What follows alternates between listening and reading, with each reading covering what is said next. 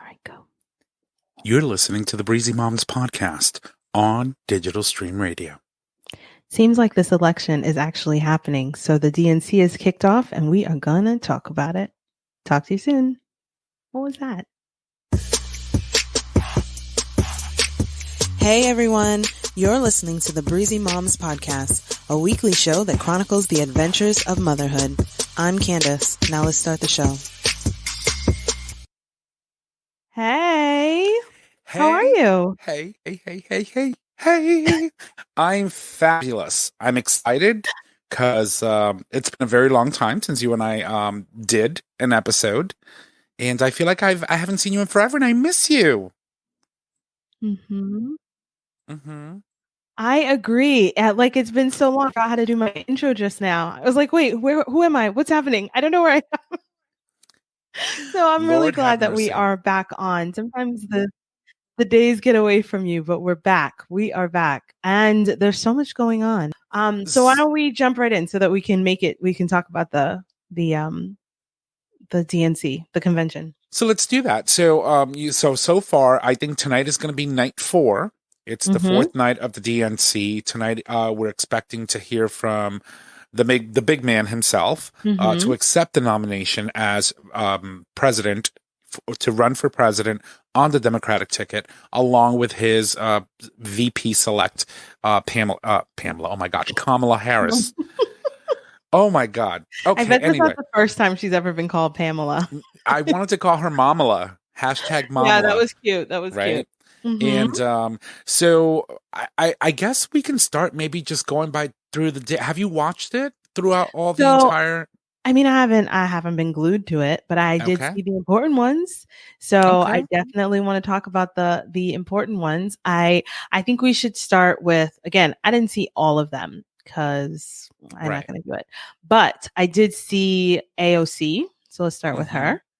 And like everybody was, I think, rightfully annoyed that she only got, I think it's 90 seconds that they gave her, maybe even 60, but they gave her some like ridiculously small amount of time. Right. And as usual, she has a lot of great things to say, but I'm not going to lie. That whole I nominate Bernie Sanders thing felt real petty and unnecessary. Well, okay, so we need to explain the process. It wasn't petty in all actuality, right? Okay. We knew that she was going to do this.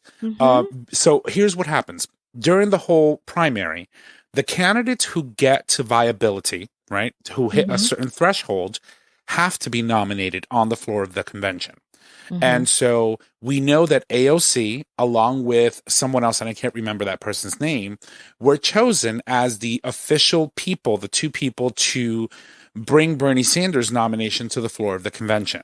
And then we had 2 other people who brought the nomination for Joe Biden to the floor. So it wasn't that she was being petty. She was chosen by that team to bring that nomination because he met the threshold. But why do you still have to bring it if you know, like... Because there's a chance there could be a contested convention. So, for example, let's say you all have a decent amount of delegates. Delegates can pledge and move around, right? And so that could all happen at the convention.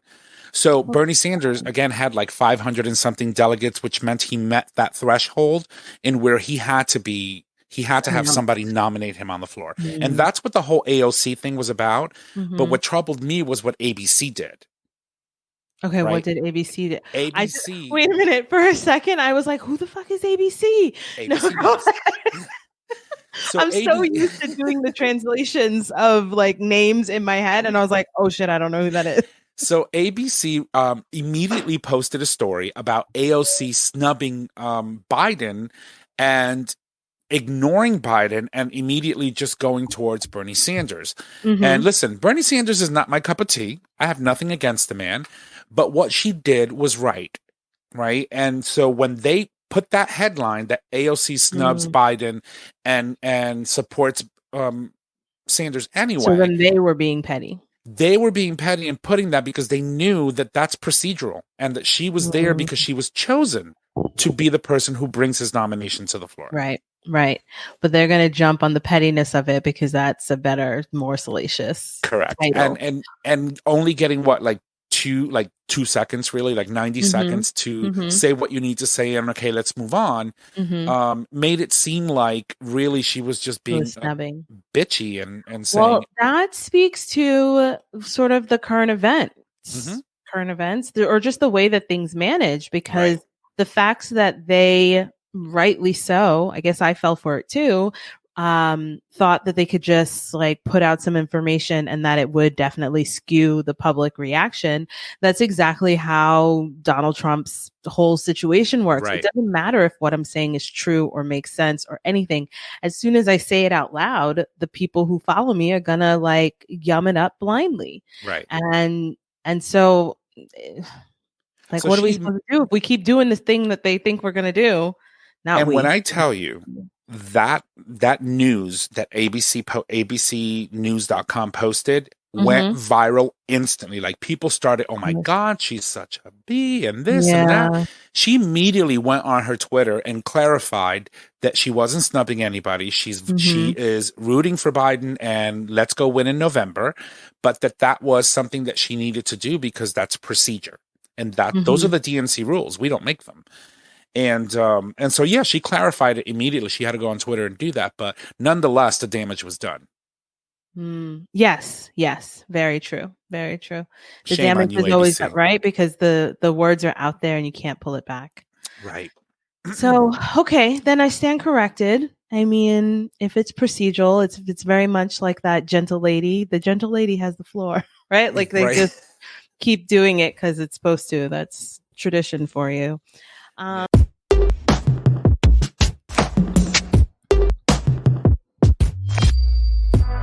The time is coming to make a decision, to take a stand. For you, for me, for all of us. So do what you must and get ready, because come November we say loud and clear, no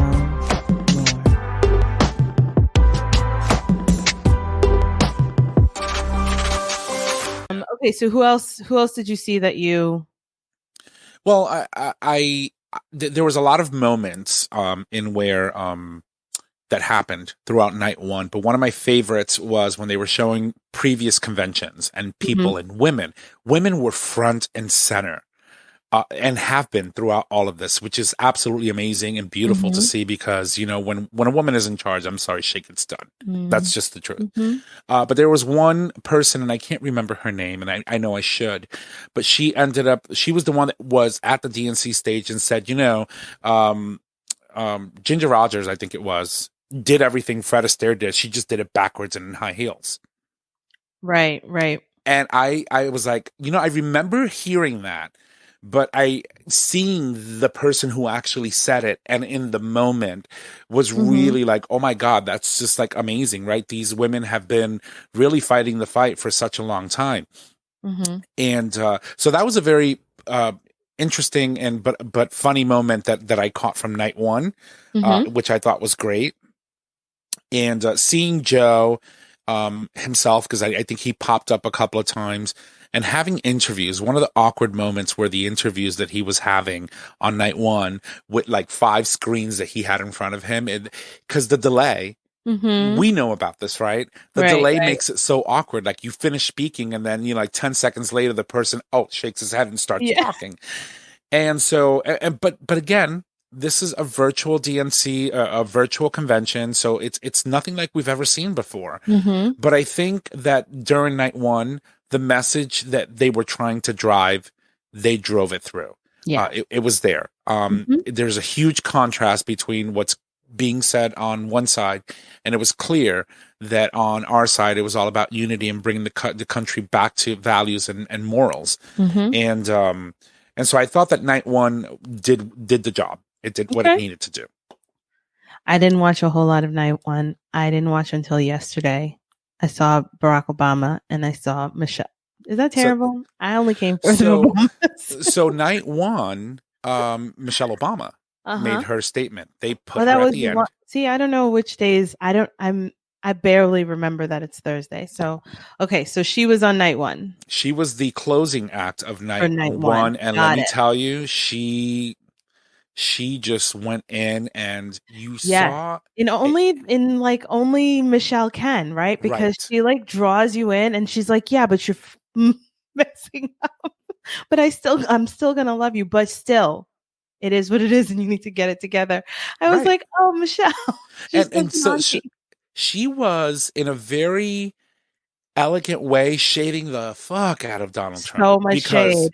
Right? Because when he went on TV and said, hey, listen, people died, it is what it is. Right. She turned around and said, okay, well, you can't do the job, and no matter what you try, it is what it is. I thought it was perfect. Now, I really liked her point about people making sure that they vote this year, because 4 years ago, people were in their feelings because they didn't like, who the choices were, and they decided to withhold their vote. Like it didn't matter, or like think that your vote's not going to matter. And because they did that, because people withheld their vote, and because people voted third party or purple party or whatever, just out of like stubbornness, right? When you think about the percentage of what Hillary Clinton lost by in a state like Michigan, for example. Yeah, she said it averages to just 200 votes. So she lost, I believe, was 10%. And Jill Stein, who was running as a third-party candidate in 2016, got that 10% of the vote in that state. And so that's what happens when you have a third-party candidate running. You literally just throw... Split. Not knowing that you're going to do that, because you never know what an election is going to be like until it's over. You throw the election to someone who shouldn't have had the White House in the first place. Right. And not to mention, I mean, she got over 3 million votes more in the popular vote than he did. So, yeah. But it was amazing. Her speech was great.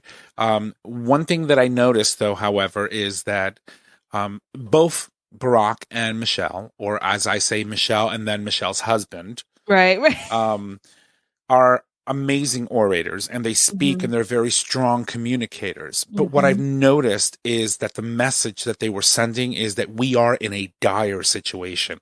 The tone of the message was different. And that was more evident with Barack Obama's delivery of his speech last night than it was with Michelle's. But nonetheless, they were both impactful.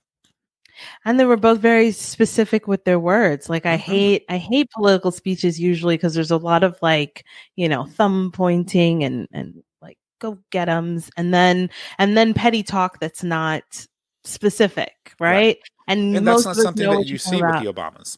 Yes, usually they don't. They try to hold the line and not talk trash about the other people in the same, with the same title that they have. They keep the titles. But I heard a lot of the commentary afterwards were like, but when the house is on fire, you got to break the glass to get to the axe. Like you got to make noise. You can't just be like, oh, the house is on fire. Let me go find the keys and open up this little piece thing. Exactly. So, you have to make noise. And I feel like they are totally like, guys, this is not a kumbaya moment. This is not a like meditated away kind of thing. This is a problem.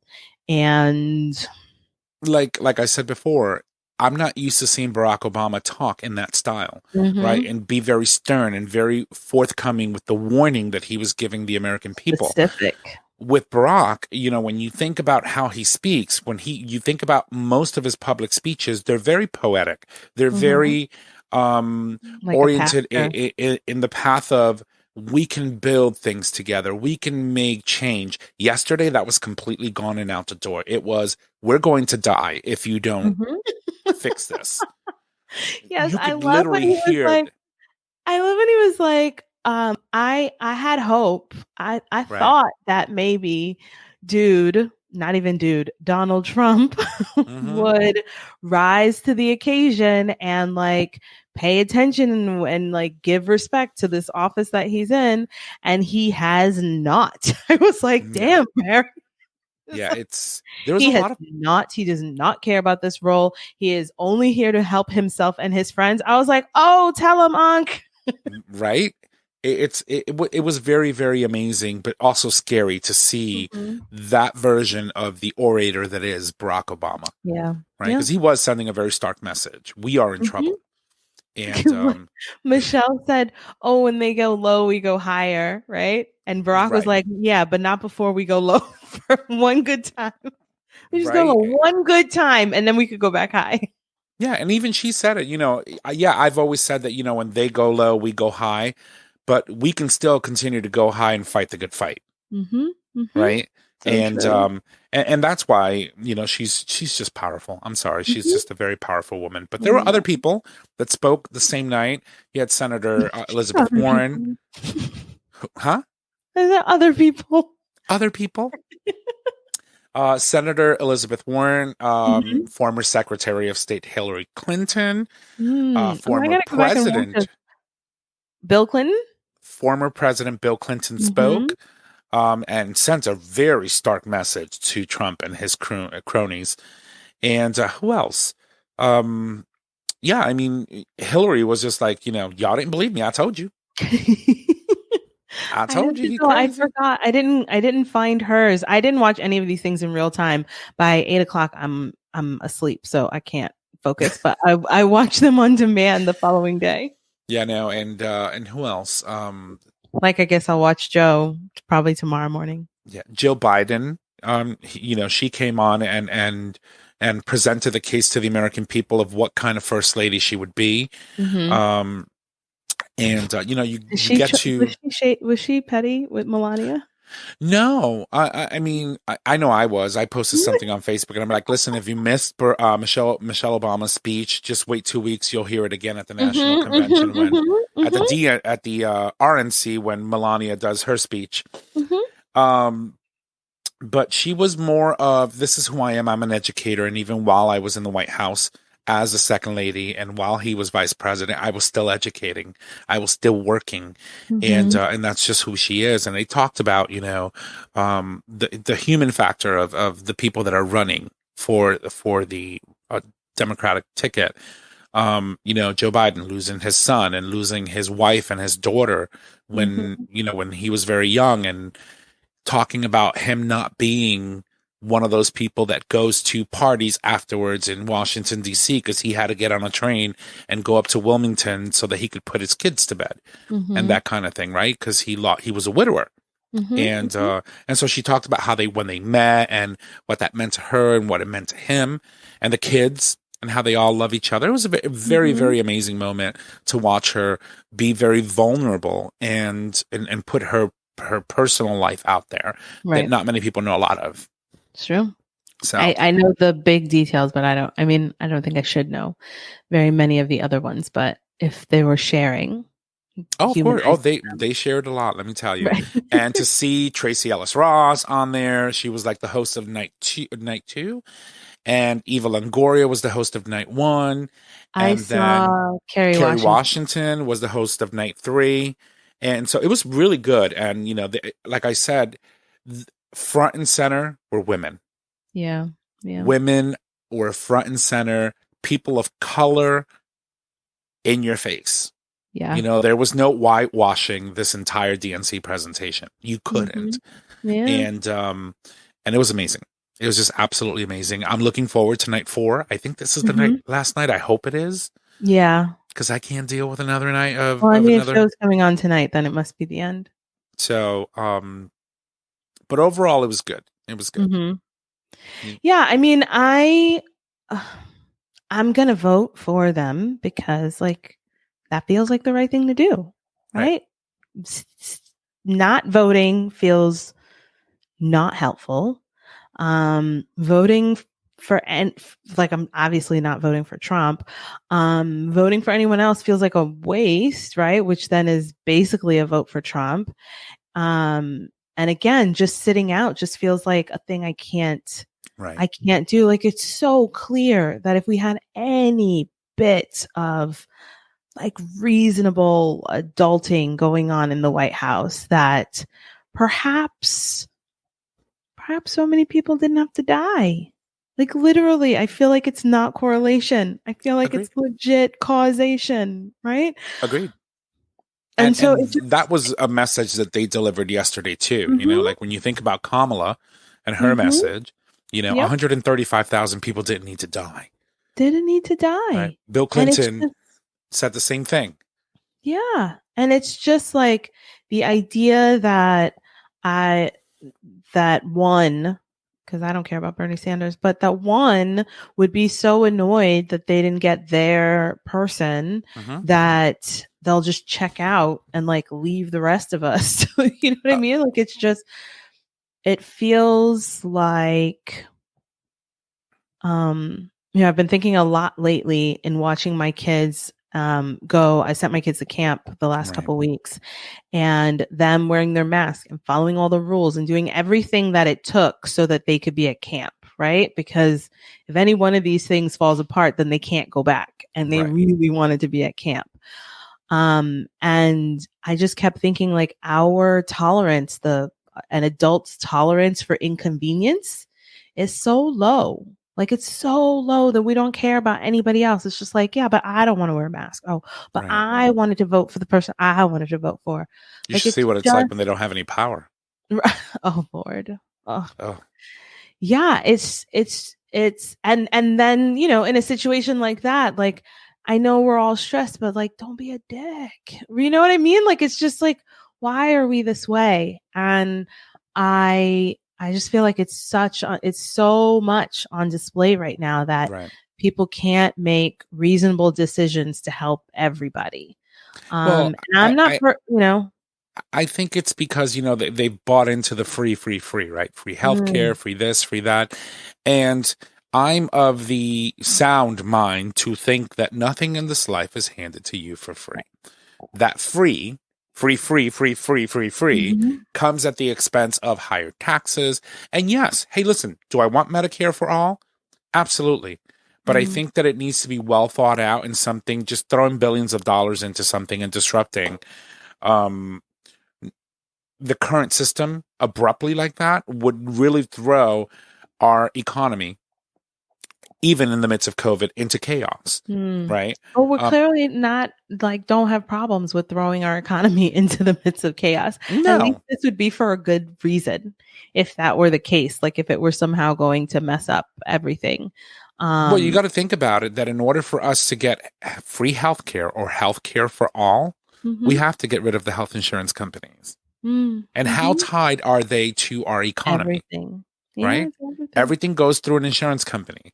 And so disrupting our economy that way is going to cause severe damage to our stock market. People who have 401ks will be impacted severely. That all needs to be thought out. I think that I want to get there, and I try to have this conversation with some of who I call Bernie bros. But they don't want to hear it. They don't want to listen. I want it now, and you know, this and that, and pay off my college debt, right? And you know, free. That's all they hear. And I say, listen, slowly transitioning out of the current system and into a new system, and where everyone gets what they need is a more feasible way to get to where we need to get without abruptly causing everybody else to like lose half their fortune in a 401k, right? Yeah, but it's happened already, and it's fine. Exactly. And so we'll get there. And I feel that this particular primary and Bernie running and his message obviously resonated and got through to the rest of the candidates because they were all jumping on board and saying, we want this. And so that movement helped push the party as a whole a little bit more to the left and on the right course to get people to get them what they need. But, you know, I always said this is not something that's going to happen tomorrow. Even if Bernie Sanders won the nomination and was running for president, he would not be able to get this done in the first 8 years of, even if he got two terms, he would have never gotten it done. Yeah. I mean, I don't know. All I know is that the one that's there now can't, like, I keep thinking, because you just have to be prepared for the worst, right? And so the worst is that he's president again. And I don't think the apocalypse is going to happen. Like, I think we're going to kind of survive another 4 years, but like the cost is going to be really, really, really high. And that's given that the cost has already been pretty high in this first 4 years, you know? So, somebody asked me to show my chest in the camera, so I'm adjusting. That's in the comments. Yeah. So I don't, I just keep thinking, is she the person I wanted? Is he the person I wanted? None of them were great, a couple months ago, but it's what we have, and we're grown-ups and we should act like grown-ups, right? And it means going along right now to fix one problem and then dealing with the next problem. It's like parenting triaging. Like, we all know how to do it. You just have to move along to get along so you can fix it next time. Right. And that's the beauty about, having an opportunity to get to the point where you can do that. What a lot of other people don't realize that it's not all about the presidential election, right? The president signs the laws. The laws are made in Congress, right? And you need one unified body. You have the House of Representatives and the Senate. And if you have two completely different parties controlling each house, the upper and lower chambers, when one law or one bill is passed in one house, if it doesn't get passed in the other, it's not going anywhere. Yeah. And that's what we currently have. Medicare for all will pass. There's more to pay attention to. The presidency is not the end all be all, but Correct. It's a pretty, it's one of those things. It's like maybe when you're setting up for a party, like lighting seems like not a big deal, but when it's missing, it's a problem. Like if the lights are bright, right, then you move lighting off. It's one of those things. It's not the only thing that makes things happen, but when it's messed up, like it is messed up. Yeah. Let's fix that, and concurrently at the same time, work on your local elections to make sure that the right people who are not. That is the key, right? A lot of people usually don't pay attention to local politics. Yeah. But that's what I call the trickle up effect, right? Who you send to Congress determines how much work gets done. Because if you've got one party fighting the other, they're just going to be like, well, yeah, I know you passed it in your house, but I don't have any interest in throwing that on the floor. We're not putting it up to a vote. Mitch McConnell's currently sitting right now on, I think, like 15 or 16 bills that passed in the House, the Equality Act, all these other different things that would help the American people that he refuses to put into committee. Right? Because the bills have to go to committee. They have to go to committee first. Yeah, he is. Yeah. And so it is important to, while we're focusing right now on the presidential election, we also have to know who it is that we're sending to Congress to represent us at the national level, because that'll determine what gets done and what gets to the president's desk for signature. So pay attention, people. Pay attention. Pay attention even if you don't want to. Just a little bit. I'm paying like minimal attention. Well, but people, I don't like voting, and I'm not into politics, but that affects you. Those decisions made, so that's why it's minimal. Yeah, it's minimal. It's enough that I'm not paying attention and not expecting other people to fix everything without participating. Right. But I can't get too deep into all the things, or else I'm just depressed all the time. It's too much. But speaking of, I love it. I mean, I really get into. No, I know. All of that. On the local level, like in my everyday life, living in Corona still, because it's still a problem. Right. We are still waiting on the final decision for our town's like school situation and whether we're going back to school.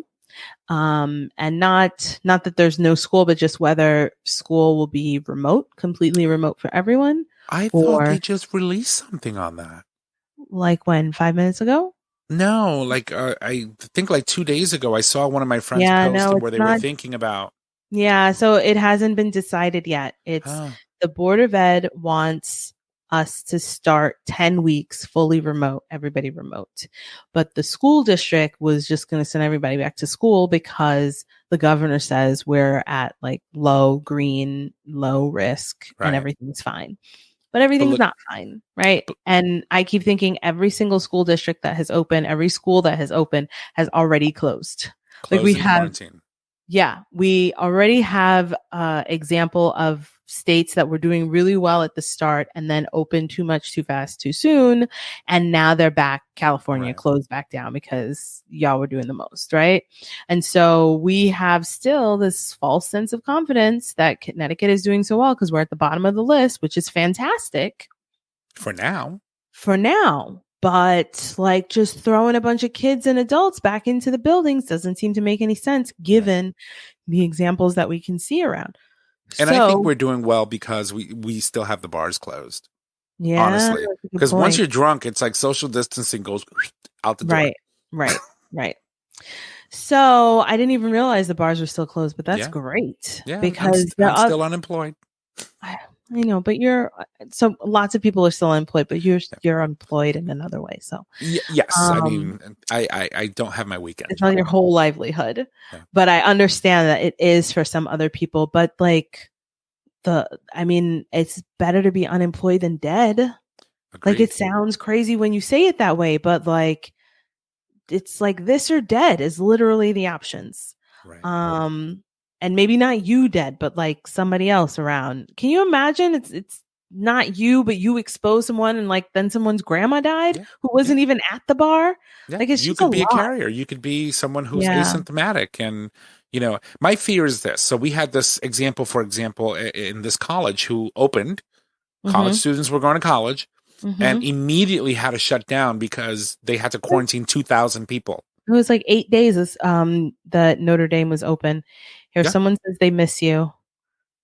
Luis misses you from the bar. The bar crew misses you. Oh, I know. I miss the bar too. I saw my friend last night and we wanted to like hang out. We were running away from our families and there was nowhere to go, like, which is good because the places are closed. But so we went to Burger King and then like had Burger King in a parking lot. Yes. 2 moms at 10 o'clock at night eating Burger King in a parking lot. That's when you like order that big, large, Hi-C orange. You throw some vodka in it, eat your burger and go to town. We didn't even think about that, but we had Whoppers and lemonade and onion rings. I can't remember the last time I had onion rings. Like it was a really cool date. How was your butt the next day? Fine. I didn't eat all the onion rings. Oh, okay. Because I just feel like, you know, like I haven't had fast food in so long that now when I do eat it, it's like, forget it. It's amazing going down and horrible coming out. No, that's not my problem. So, I enjoy it too much, and it is a problem because I enjoy it too much.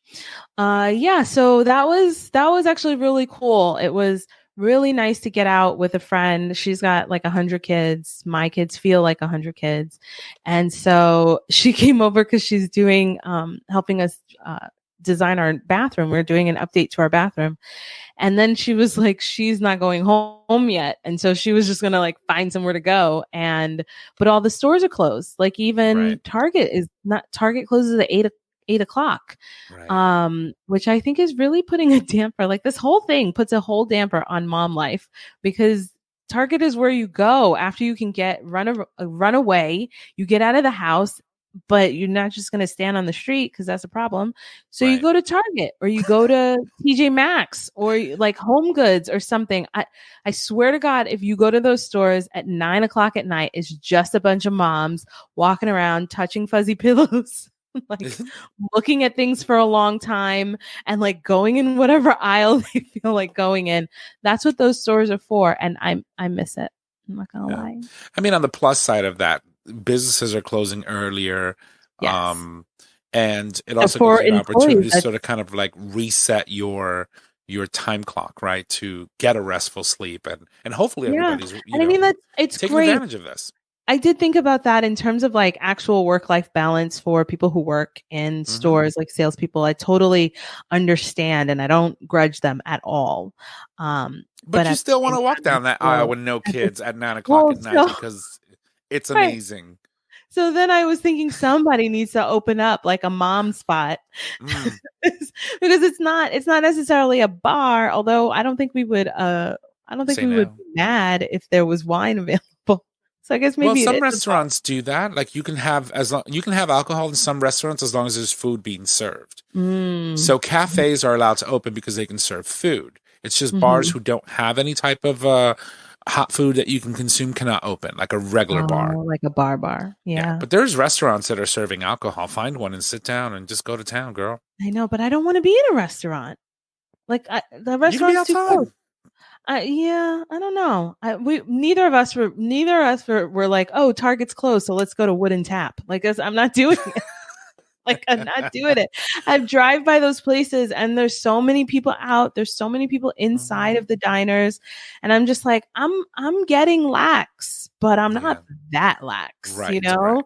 You still have kids to protect. Yeah, and I literally was in tears the other day because I took the boys to camp, and Emery's temperature, because they temperature check you right at the door, it was reading a little bit high. And so she said, okay, well, let me take it again. And then it came back and it was fine. And I just had this moment where I was like, I don't even know what to do if I think that my kids have corona, right? Like, because it feels like a scary thing that you should run to the hospital for, but obviously you're not trying to expose yourself more, especially if you were not right. So the idea is that you would our pediatrician said, obviously you call me, but then you quarantine a 4-year-old or a 6-year-old in a room by themselves. Imagine how hard that's going to be. It's impossible, and it's not going to happen. I just accepted. I was like, I just accepted it today because I was like, first of all, if Emery registers a fever and has corona, then I obviously already have it. That kid licks my eyeballs. Like, there's no distinction. This morning I woke up and he was on my pillow, and I don't even remember him coming in the bed. Like, we're inseparable right now. He today he was sniffling, and he just came over and like cheeks kissed my whole face, and I was just like, ew, why are you wet? Like, it was just gross. But so I just decided, because sometimes you have to have you have to have your plan, right? For whatever thing, so that when the thing happens, that you know what you're going to do. And I've just decided that if either of my kids get sick, I'm just going to walk into the room with them and we'll quarantine together, because obviously I'm already sick, right? Like, well, and it's not like you can leave them alone. I mean, you got to feed them. I cannot even imagine closing the door on them because like they're sick. Like, so anyway, I was at camp. It was Friday morning. I was like, I don't know what I would do. Oh, but it's better now. Okay. I'll see you later. Well, and so people could have a sense of it's not the end of the world. This is a very, very serious disease. But one of the things that they have noticed is that one of the few, or the population or demographic that least has been affected by COVID are children, right? And while they do get it, it's the chances of them having symptoms that are severe to the point like some of the adults that we've seen in hospitals is very slim to none. And we haven't registered many cases in where you're seeing this in young children. We're seeing it more now. They're super spreaders. They're just like, they're just like, I'm going to go grab it in the corner and I'll bring it home to you. How's that, Mom? Yeah. And so that's the biggest problem with opening schools. Exactly. Because kids are super spreaders of everything. Right. And then the teachers, they're being exposed, to having children. How do you social distance a classroom of 30 kids? I know. Yeah. I mean, you don't, right? So there's the plan, if you can call a plan for a non-plan, is to have like an A-B schedule. So if your name up until L, then you go to school on Monday and Tuesday, and then M and over is Thursday, Friday, I think. I think Wednesday is prep day or clean the building day or something. Yeah, something like that. But they're not planning to have everybody in school, and then so it's half, and then that number is reduced more by people who decide to do full distance learning anyway. Like, And that also is going to impact companies and parents and how they schedule their work, right? Some of these companies have already asked people to start coming back to work. that we're working remotely. Like for us, I think we're not expected to go back into that building until January. But if this gets worse and children are still being taught from home, that may need to be extended, because how do you manage coming to work into a building and trying to figure out what your childcare situation is going to be like when most childcare providers are not operating? Right. There's a whole lot going on. All of the things are connected, and that's why being able to, all of the things are connected. Yeah, I think that we are going to be in a very, very interesting situation until there is a verified and through and through thought out, tested vaccine that works. Once that happens, we may see a glimmer of being able to go back to what we used to be before Corona. But make no mistake, Corona will change the way we do things for the rest of our lives. It's true, because so many things that we thought we could not manage, like whoever would have thought there could be a virtual DNC, right? Or all of these, or whoever thought they'd be able to charge people to go to a virtual conference, right? And now you can go to a conference anywhere because they're all virtual. But it's possible. And so it isn't, that's where the tying of innovation with trauma or like pandemic or whatever, like I think that worldwide problems, the people that are doing it the best are drag queens. Wait, okay, tell me more. Seriously. So, drag queens go and they dress up, they do their drag at shows, at bars, and get their dollars, their tips or whatever. And they can't do that anymore. So they are losing income. OnlyFans? They're creating these elaborate things in their house with backgrounds and everything, and performing, and it is incredible to see. And then you can just tip them via Venmo. Right. Here's $1, here's $5. I mean, it's incredible. Smart. Yes, that's so good. Even before Corona, you're like, oh, I really want this tip, but like, yuck. Where are we putting this? Yeah, I think it's good. I think it's all good. There's so much innovation happening now because people are stuck at home. There's so many adjustments that are being made that, companies acted like they could not like figure out how to get everybody a computer, or schools were acting like they couldn't figure out how to get a computer. Before Corona, there were like 3 computers in a classroom. Right. All of a sudden now we have Chromebooks for everyone, right? Like iPads, you name it.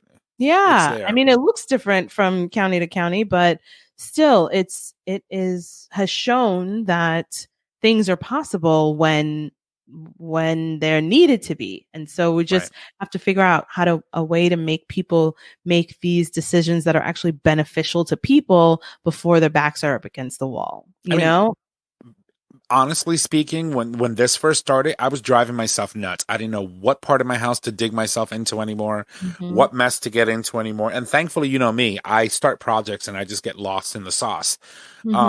But now I really enjoy the solitude in my house. And like when I go out, I'm anxious. Like, I don't want to be out here. Like, I'm okay with being home.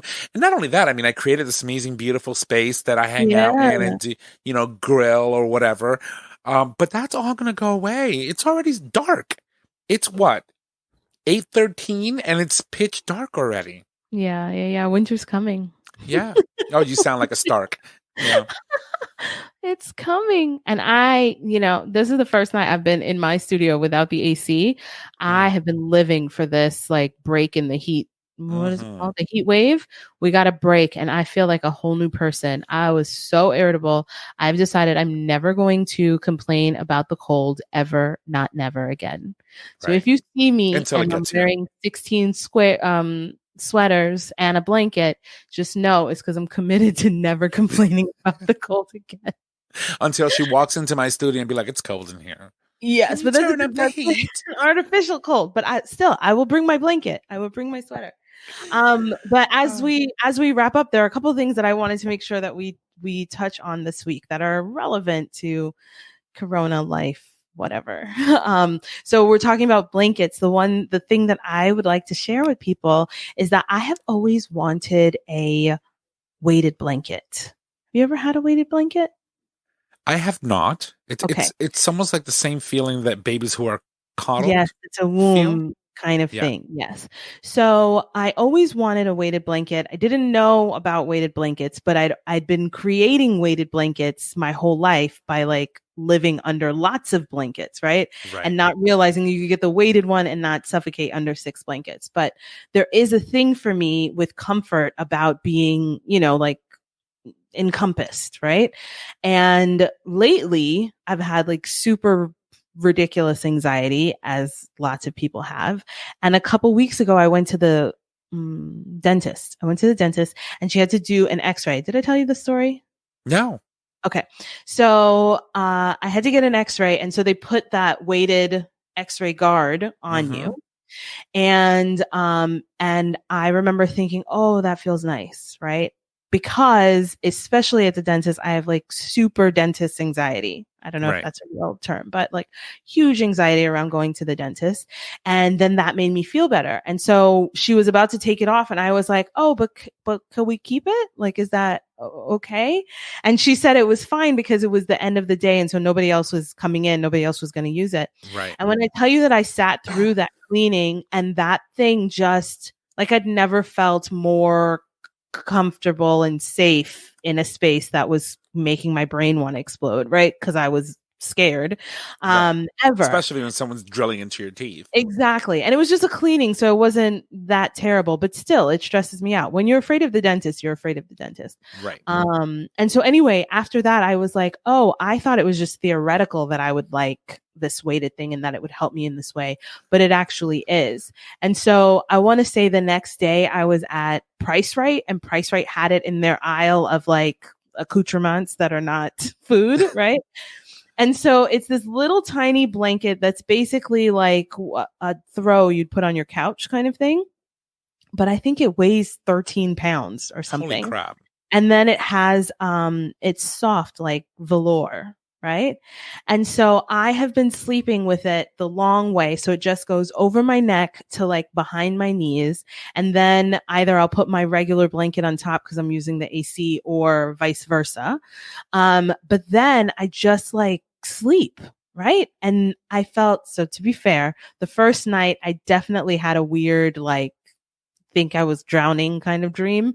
So it takes a little bit of getting used to. Yeah. But it was only one night. I adjusted really quickly. And now I just like, you just lay down and you get kind of like comfortable. And then it suppresses any kind of like anxious, you know what I mean? Right. Without, I mean, you're not stapled to the bed, but I get this nice, it just has been, so I feel like my whole life has changed. My whole life has changed since getting this thing. I think I've had it for about a week. I'll have to try one. Yeah. And so, although I have no issue with sleeping, so it's like, that's true. That's true. I can take a nap on a chair that's standing upside down, if that makes any sense. Yes. I get it. Yeah. So the weighted blanket started as as like a therapy for people with autism. Because again, I don't know if you've ever seen when they're trying to calm down someone who's got like severe autism. It's always a lot of like holding them or, you know, so that they're not flailing or whatever. So as a therapy, they have these weighted blankets that again allow you to move, but it's like just enough to suppress that like anxious twitch that you might have. And just the pressure alone, I think, also feels calming in a way. Yeah. Right? Because you're applying pressure against your skin and your body and your muscles. And I think that also helps. So that's awesome. Yeah. And I don't know what the science is, but I feel in the moment like anxiety feels like it's forcing its way out of your skin, you know, which is why I always think about like this twitching kind of thing. But just like from every square inch, every centimeter or whatever of your body, that anxiety is trying to come out of it. And so this blanket feels like it just is like, dude, slow down, like relax. It's okay. I got you. Hold it together. I got you. Right. And yeah, so it's been a really cool thing. And they have they have some fancy ones, and I had been delaying getting them because I think if you look on Amazon, it's maybe $50, $60, $70 for a small, like a really good one. But this supermarket brand was a nice entry level for me. Hey, listen, let me start with this, and then I'll move into getting more coverage. right? Yes, exactly. Exactly. Let me see if this is helpful. So if you have ever considered, if you suffer from any anxiety, definitely try a weighted blanket. And then if you've ever considered getting one, definitely get one. Oh, wait, someone says here something about it releases oxytocin hormone in your body, which is known as the love hormone, and in turn gives a relaxed feeling. That's what Lewis says about the blanket, I think is what he's saying. And yes, those are all the great sciencey words to explain what I just said. Right. Love it. I mean, hey, listen, if it works, right? I don't care what feeling you get me. Make me feel good. Make me feel safe. Oh, make he has me feel one. Sexy. Yeah. And we're good. Okay. We're blanket. good to go. He loves his. So you have a weighted blanket too. Well, you better work, Mr. Lewis. Right. And thank you for joining us and commenting and interacting with us. It's always fun to have people who listen to Candace's show do that. Yeah. So really Candace, fun. we're coming up on an hour, but I know that you needed to in about another 7 minutes, but I wanted you to have an opportunity to talk about something that you're doing that I think it's important that we mention, because you are a woman that just keeps amazing me at a level that is just too much. Oh, thank you. Well, so the thing is, you have to pivot, right? Like, again, I said earlier about being a parent, being a mom, being a woman of color, like you just have to know how to move when you got to move, right? Right. And so many of you know that I've closed the daycare since the pandemic started, and it was just trying to figure out what I was going to do next and how I was going to not go crazy stuck in the house, what I was going to work on, and how I was going to get back to being a contributing member of the family, right? Which is a whole nother conversation we can talk about later, that we all get tied very closely to money being the only way we contribute to family. But without addressing that and just addressing the need to keep busy, I picked up some new skills and found a new interest that I guess I'd been playing with and doing production for this show. I think it all, when I started doing more of the production for this show, or all of it, I realized that there were so many cool things that I had been missing out on and that I was interested in.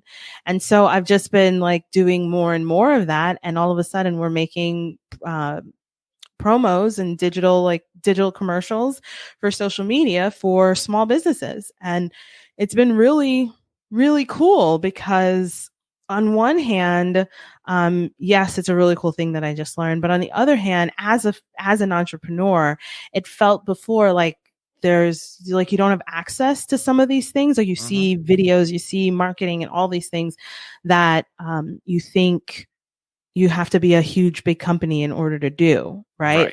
Like how could you ever afford that? Or you don't know where to start to look.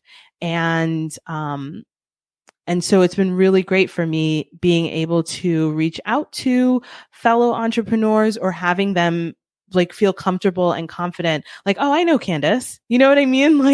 Sometimes when you need something, you have no idea where to turn, and it feels like you don't know who to put you in the right direction. Right. And so it's been really cool becoming now a resource for fellow entrepreneurs. So that's really super exciting. And so it's been really, really great. So we're doing some and I say we because it's James and I. And again, he also, is finding interest. It's like when you allow yourself to be creative and to find something new to do, you actually, when you're not oh, what is the job I have to do because I have to make XYZ money, and I have to do it because this one makes more money than the other one. You know what I mean? But when there's a pandemic and you don't have all those choices, you just have to do something. It frees you in a way that I was not prepared for. Right. Well, I mean, I've seen some of the work that you're pumping out, and let me tell you, it is absolutely amazing. Thank you. For someone who I remember 2 years ago when you arrived in my studio, you didn't know what button did what, and and look at you, it's you're producing the podcast on your own now. I feel like I'm not the producer anymore, but that's okay. I'm a quick study and I learned so much. You showed me how to do the things, right? So you are an amazing teacher and made it comfortable for me to be able to ask you questions and learn. And that's what we all need, is someone who is of a teacher mindset and is cool with and happy to share information so that we can all learn and move ahead and move together. As my friend Vanessa says, she's like, we all got to eat, right? Right. And I tell you this, one of the most important things for me is to be able to share that information. You want to know why? Because for me, podcasting was an outlet for me to be able to talk about what frustrated me in life and what's been frustrating me, for example, in politics or on Facebook or this. And it allows me to be able to put that into words and vocalize it. And you can use this medium for so many amazing, awesome things, right? You provided an entire program of real life experiences from mothers all over that could access the show and say, wow, that happens to me. I'm not alone. Right.